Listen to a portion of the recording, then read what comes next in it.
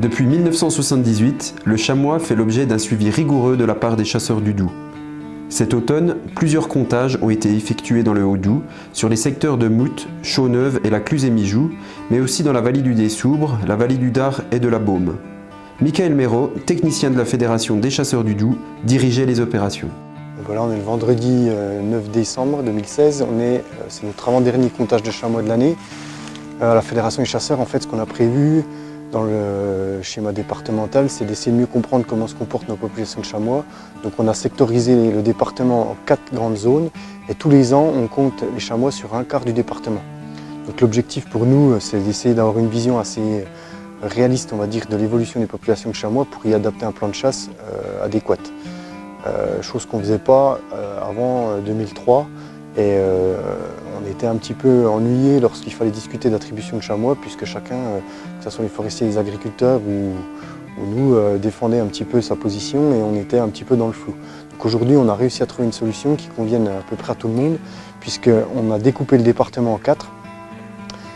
Tout détenteur d'un plan de chasse, ou en tout cas toute personne qui est susceptible de faire une demande de plan de chasse, se voit l'obligation d'organiser un comptage de chamois.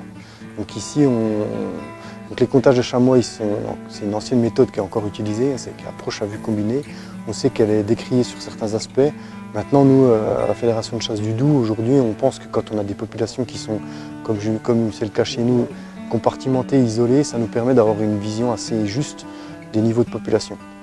Donc voilà, en gros, si on totalise tous les comptages sur un pas de temps de 4 ans, on arrive aux alentours de 2500 chamois sur le département, ce qui nous permet d'attribuer un peu plus de 400 chamois chaque année. C'est à peu près un niveau d'attribution qu'on cherche aujourd'hui à stabiliser. Ce qu'on va essayer par contre de mettre en place dans le prochain schéma départemental, donc qui prendra effet on va dire courant de l'année 2017, c'est de réfléchir à ne plus faire des comptages approchés à flux combiné, mais de mettre en place une méthode indiciaire,